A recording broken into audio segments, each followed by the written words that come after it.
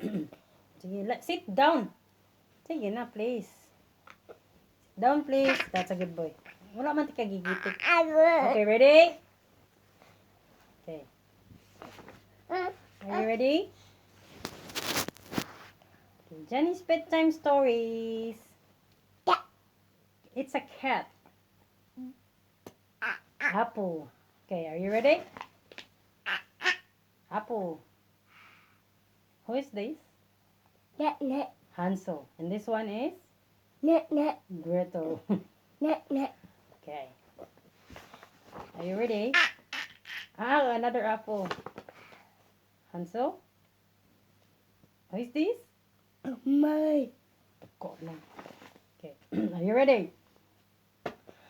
Once upon a time, a boy called Hansel and his sister Gretel lived with their father and stepmother in a cottage near a forest. They were so poor that sometimes did not have enough to eat. One day, the children heard their stepmother say to their father, "Tomorrow we must take the children deep into the forest and leave them there. Otherwise we shall starve." Oi. Gretel was frightened, but Hansel had a plan. That night, when everyone was asleep,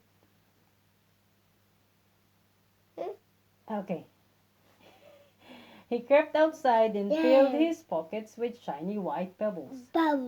Pebbles. The next morning, when the family went into the forest, Hansel walked more slowly than the others.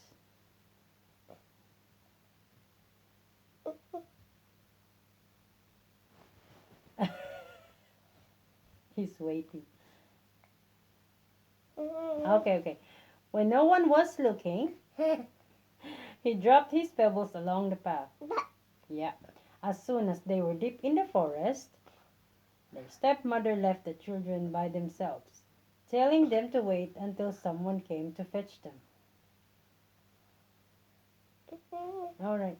They waited until it grew dark, but no one came. No one. At last, the moon rose. Moon. It's the moon. This is the moon. None. Yeah, Hansel and Gretel. Hansel showed Gretel the pebbles he had dropped. Yeah, they shone white in the moonlight and showed the children the way home. Dad. Yeah, their daddy. When tired, hungry children arrived back, Daddy and Baba arrived back at the cottage. Their father was very glad to see them, but their stepmother was angry. Yeah. Next day, she told the woodcutter that they would have to take the children into the forest again. Dad. Yeah, that's Dad. That's the witch, the bad witch. And this time, we must see that they can find their way home.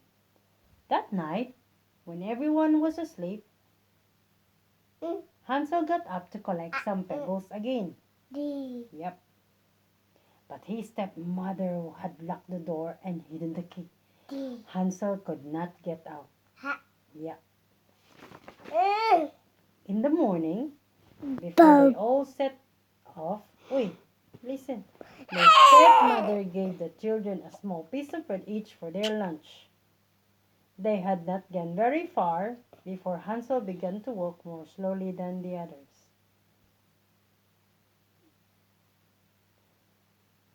Next. Okay. Are you ready to count the birds?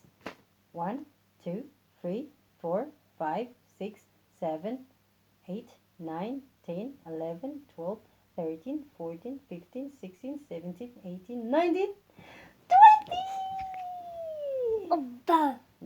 That's Baba Johnny.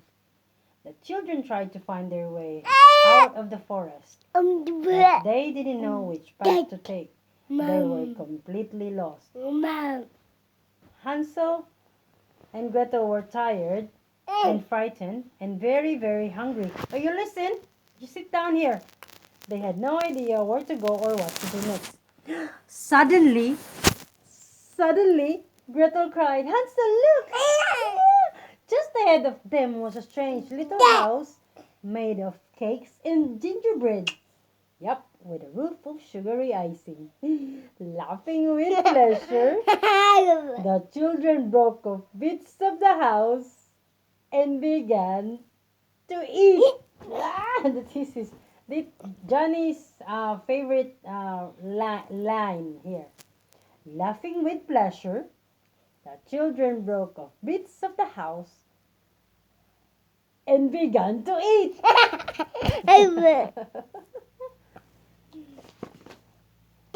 Cat. Yeah, it's a cat. Suddenly, the door of the little house creaked open. An old woman looked out. "Hello, children," she said, smiling. "Come inside and I will give you food and somewhere warm to sleep." The children went into the house and she gave them some delicious pancakes and milk. Mm. In the back room, there were two little beds. Hansel and Gretel were happy to be safe at last with such a kind woman. Mama. They didn't know, they didn't know that she was really a wicked witch who liked to eat little children. Yep.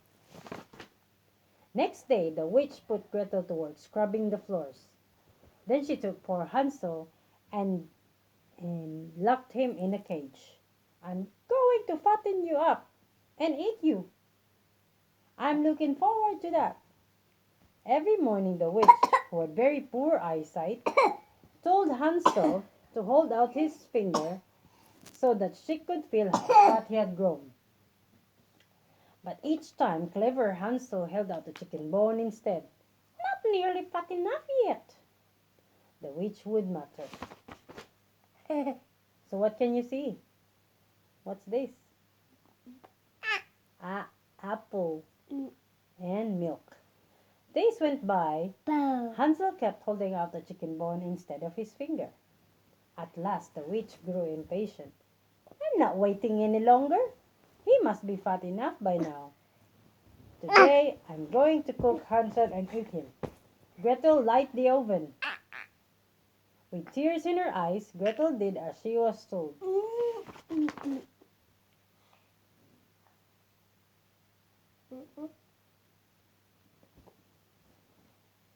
"Now, climb in and see if the oven is hot."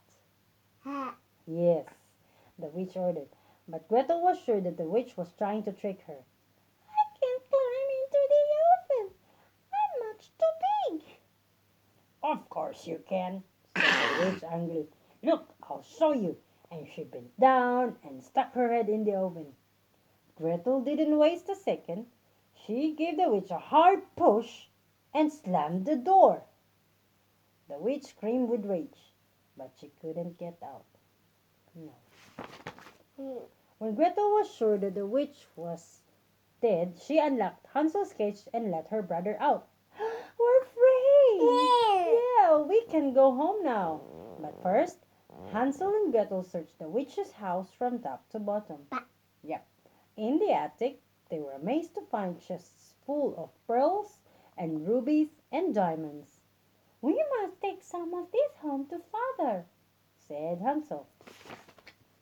As the children set off, Hansel saw a white dove flying high above. "It's one of my friends showing us the way." Soon, the children saw their own cottage through the trees. Their father was overjoyed to see them. "Your stepmother has gone, and she's never coming back." When he saw the jewels, the woodcutter couldn't believe his eyes. "We're rich!" he cried, "and we shall never be parted again." And they never were. The end. Can you put your book down there, please? In the corner. Thank you.